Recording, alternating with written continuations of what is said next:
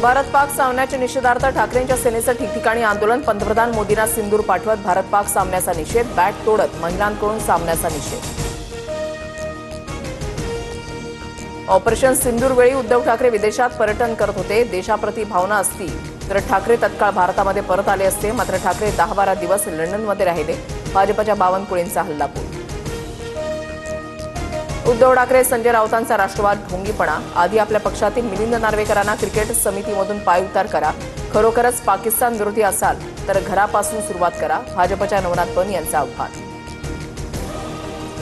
पंतप्रधान मोदींना अंधारामध्ये ठेवून मॅच खेळवण्याचा निर्णय. ठाकरेंच्या शिवसेनेचे आमदार मिलिंद नार्वेकर यांचं मोठं वक्तव्य.